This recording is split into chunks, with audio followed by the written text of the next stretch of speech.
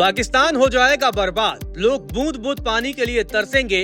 पाकिस्तान भीख मांगने की स्थिति में आ जाएगा, क्योंकि भारत ने आतंकियों को पनाह देने वाले पाकिस्तान के साथ जल युद्ध शुरू कर दिया है। भारत ने पहलगाम आतंकी हमले के बाद सिंधु जल समझौते को रोका तो यह बड़ी कार्रवाई मानी गई। भारत ने वाटर स्ट्राइक कर दिया है। आपको बता दें कि पिछले कुछ वर्षों से सिंधु जल समझौते को लेकर लगातार सवाल उठे हैं, लेकिन अब भारत ने सख्त कदम उठाए हैं।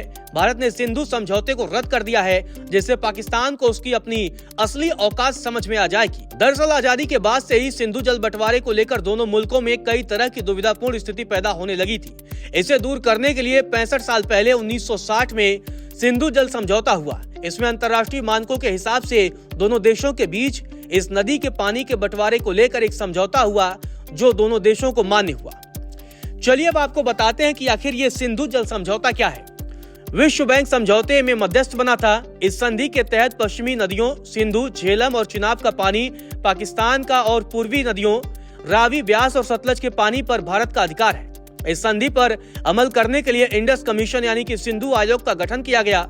भारत को 20% और पाकिस्तान को 80% पानी मिलता है। कुछ साल पहले भारत सरकार की ओर से 1960 में हुए सिंधु जल समझौते में संशोधन करने के लिए नोटिस भेजा गया था। सरकार ने कहा कि पाकिस्तान की कार्रवाइयों ने सिंधु संधि के प्रावधानों पर प्रतिकूल प्रभाव डाला है। बंटवारे के दौरान ही सिंधु नदी घाटी और इसकी विशाल नहरों को भी विभाजित किया गया, लेकिन इससे होकर मिलने वाले पानी के लिए पाकिस्तान पूरी तरीके से भारत पर निर्भर था। पानी के बहाव को बनाए रखने के उद्देश्य से पूर्व और पश्चिम पंजाब के चीफ इंजीनियरों के बीच 20 दिसंबर 1947 को एक समझौता हुआ। इसके तहत बंटवारे से पहले तय किया गया कि पानी का निश्चित हिस्सा भारत को 31 मार्च 1948 तक पाकिस्तान को देते रहना तय हुआ।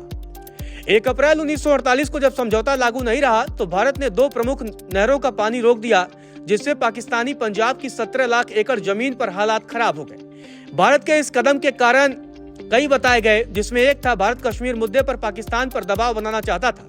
संधि के मुताबिक सिंधु, झेलम और चिनाब को पश्चिमी नदियां बताते हुए इनका पानी पाकिस्तान के लिए तय किया गया, जबकि रावी, ब्यास और सतलुज को पूर्वी नदियां बताते हुए इनका पानी भारत के लिए तय किया गया। भारत पूर्वी नदियों के पानी का कुछ अपवादों को छोड़कर बेरोक इस्तेमाल कर सकता है। वहीं पश्चिमी नदियों के पानी के इस्तेमाल का कुछ सीमित अधिकार भारत को भी दिया गया था, जैसे बिजली बनाना, कृषि के लिए सीमित पानी।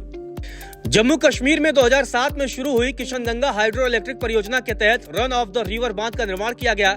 पाकिस्तान इस आधार पर इस परियोजना का विरोध कर रहा है कि सिंधु जल समझौते के तहत भारत को नदी का पानी डाइवर्ट करने की अनुमति नहीं है।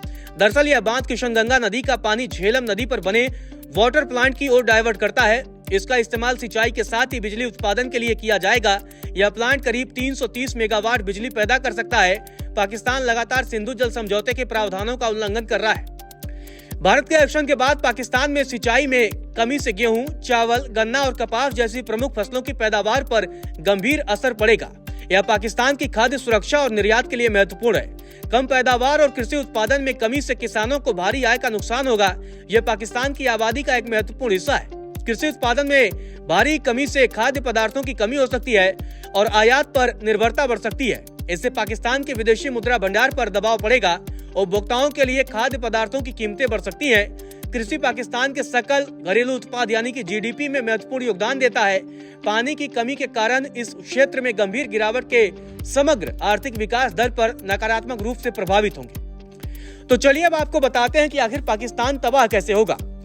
कृषि उत्पाद और संबंधित औद्योगिक सामान पाकिस्तान के निर्यात के लिए महत्वपूर्ण है। उत्पादन में कमी से निर्यात आय में गिरावट आने की आशंका है।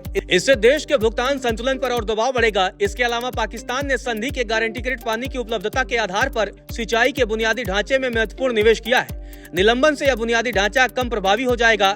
इससे निवेश का नुकसान होगा। पानी की कमी के कारण आर्थिक कठिनाई विशेष रूप से कृषि समुदायों में सामाजिक अशांति और राजनीतिक अस्थिरता का कारण बन सकती है। पाकिस्तान के विभिन्न प्रांतों के बीच जल वितरण पहले से ही एक संवेदनशील मुद्दा है। समग्र उपलब्धता में कमी से ये तनाव और बढ़ सकते हैं। आपको बता दें कि पहलगाम में 22 अप्रैल को आतंकवादी हमले के बाद मोदी सरकार ने कदम उठाया है। आतंकियों ने दक्षिण कश्मीर के अनंतनाग जिले के पहलगाम के पास बायरसन घाटी में पर्यटकों पर अंधाधुंध फायरिंग की थी। इस हमले में 28 लोगों की मौत हो गई थी, लेकिन अब भारत ने कड़ा फैसला लिया है।